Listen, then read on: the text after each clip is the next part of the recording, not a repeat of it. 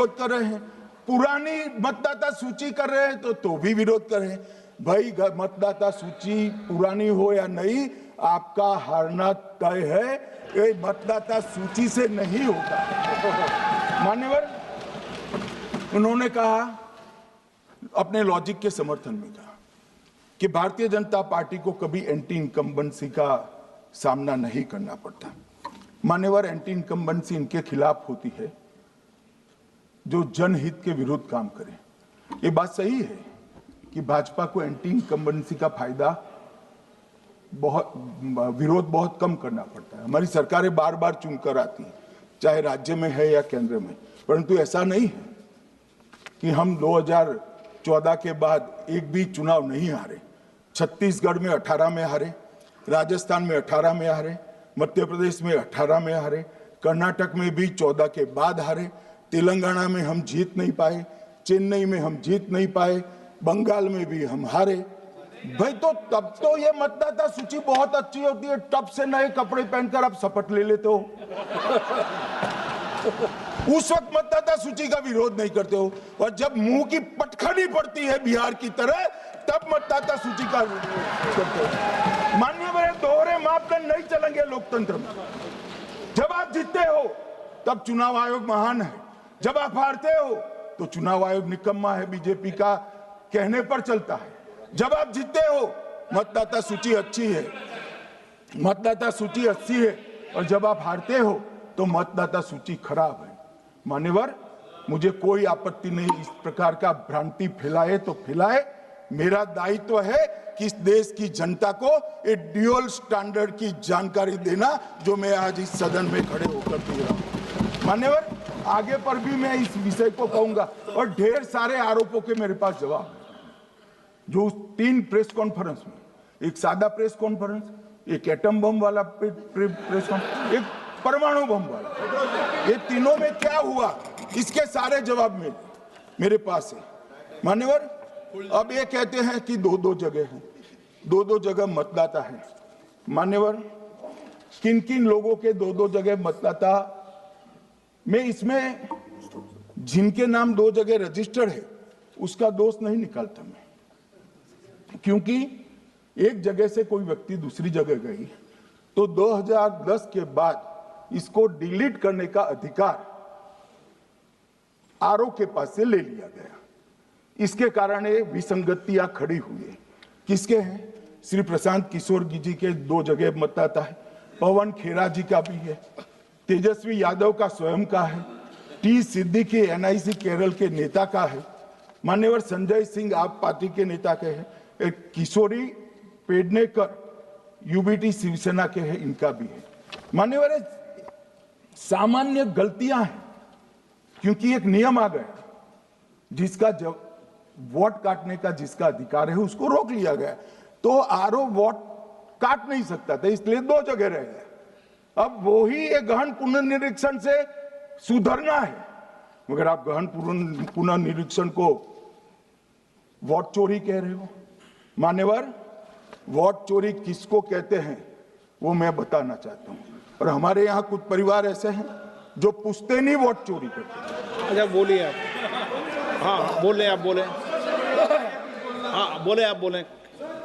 Speaker sir, मेरा कल एक सवाल था, जो हिंदुस्तान के इतिहास में पहली बार डिसीजन लिया गया कि इलेक्शन कमिश्नर्स को फुल, नहीं, फुल इम्यूनिटी दी जाएगी। ठीक है, ये है ना, इसका जवाब इसका पीछ मैं खत्म नहीं किया सर। इसके पीछे जो थिंकिंग थी वो हमें सबसे पहले बताएं। ठीक है। दूसरी बात, नहीं, हरियाणा की जहां इन्होंने बात की, इन्होंने एक उदाहरण लिया, वहां पर अनेक उदाहरण हैं। वो भी आपने दिया था ना, 19 वो भी आपने दिया था, इसलिए दिया वो भी। 19 लाख वहां पे फेक लोग, वो उदाहरण आपने दिया था, इसलिए उसका जवाब दिया। और ये भी हमें बता दीजिए, actually let us have a debate on my press conference. Yes. Let us go. Yes. Let us have very good idea. Let us have a debate on my press conference. Okay. Amit Shah ji, I challenge you to have a debate on the 3 press conferences. Yes. Please. Please ठीक है, बैठ जाइए, please बैठ जाइए। माननीय, please माननीय, आपने बात की थी, प्लीज।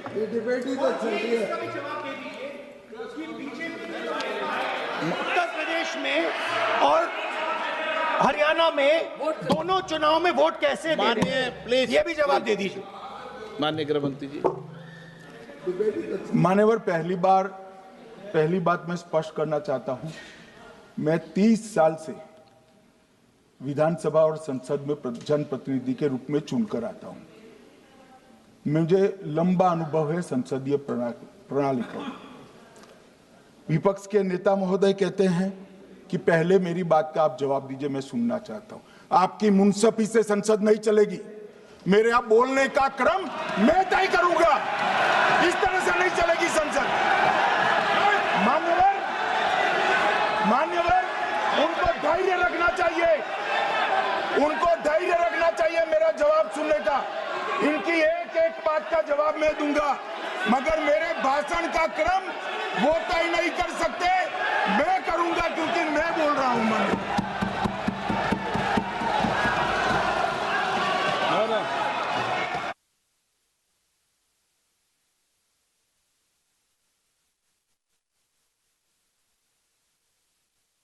एक मिनट गृह मंत्री जी, एक मिनट गृह मंत्री, क्या गलत बोला उन्होंने?